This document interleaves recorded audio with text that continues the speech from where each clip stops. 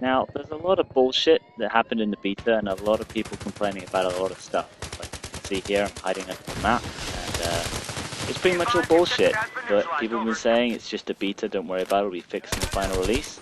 I have to agree, I think there won't be any glitching like this under the map in the final release, but there are three things which I think shouldn't be in the final release, but knowing DICE and the bullshit that goes on, I think it's still going to be there. So I'm just going to do a quick little rundown of three things I think shouldn't be in the final release, but sadly probably are. And that goes for the stupid spawn system as well. That was just retarded. I'm glad that's going to be gone. Okay, number one. I guess all you PC guys out there don't need to listen to this one. You can just laugh along at how retarded consoles are, and I'll be laughing along too if it wasn't for the tears of just stupidness that I shed for this. Aim assist is in this game. I don't know why DICE thinks that this game needs aim assist. I guess it's just put it in there because every other shooter on the console has aim assist. If there was a game out there that did not need aim assist and is hindered by it, it is Battlefield. With all the things like suppression and holding down fire, objectives, supporting people, rezzing, and all other stuff, which is part of the game which help people play a part if they're not good at shooting. You really do not need aim assist in a game like this, and it actually has a detrimental effect when you have things like people being blinded by flashlights, but because they selected an option in the options menu, it doesn't affect them, and the control just instantly snaps to a player, and you can get a kill which you wouldn't got if you didn't select a little tiny option in the options menu. Aim assist is complete bullshit, and it's about time that consoles grew up and didn't have it. Battlefield is a great opportunity not to have it in the game, and the fact that DICE put it in there is kind of a slap in the face, and I think it's going to be here to stay, unfortunately.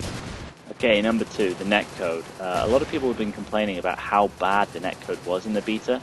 Now, I do actually think this is going to change from the beta and be better. They're saying that there's massive problems with having client-side hit detection.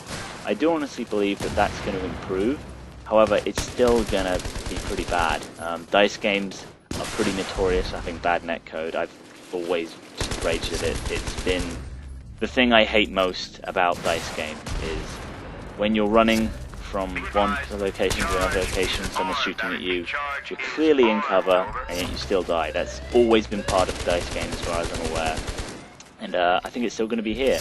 I could tell from the marketing about people talking about better graphics, and look how good the game looks, look how the vehicles you get, and no one was talking about a renovation of netcode in the game. So I think it's still going to be like Bad Company or any of the DICE games, even 1943 or even Battlefield 2.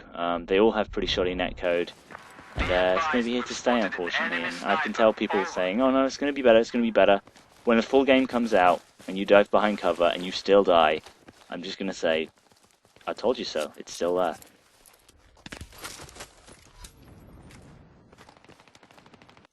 Okay, moving on to the third part of this, the res system. The res system in this game sucks so much ass, it's not even funny. The problems we've been having in the previous games, like Bad Company 2 with rezzing, is when you're being rezzed, you get yanked out of the menu, which causes your deploy time to restart, and it puts you back as a kit you just had, even in some cases with no ammo in the clip right in front of enemies or tanks. That's complete bullshit, and it happened a lot because a lot of people could just get defibs and res you even though they had no idea what the hell they were doing. So it was annoying when you're getting res. It was also annoying when you have someone res in front of you that you just downed. You put all your bullets in him, he's gone down, you're trying to reload, he pops back up from the ground like a fucking plant, and there's nothing you can do about it.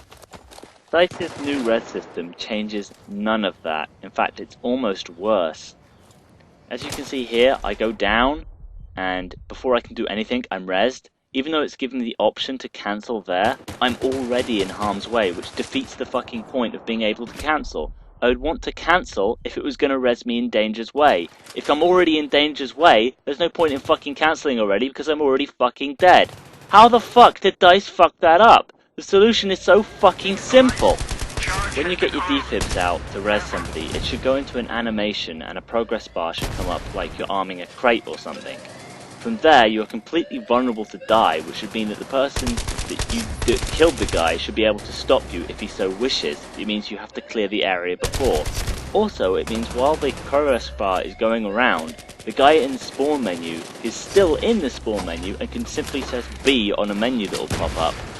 meaning that his form time does not get reset, he doesn't get yanked from the menus to stop what he was actually going to come back and do, and he has more control over whether he wants to be rezzed or not.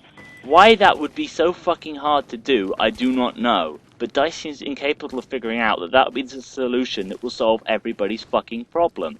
Unfortunately, it's in the game now, and I think this is going to be from the beta to the final release, along like all the other problems I've covered so far. So, I guess we just got to live with it. Peace out.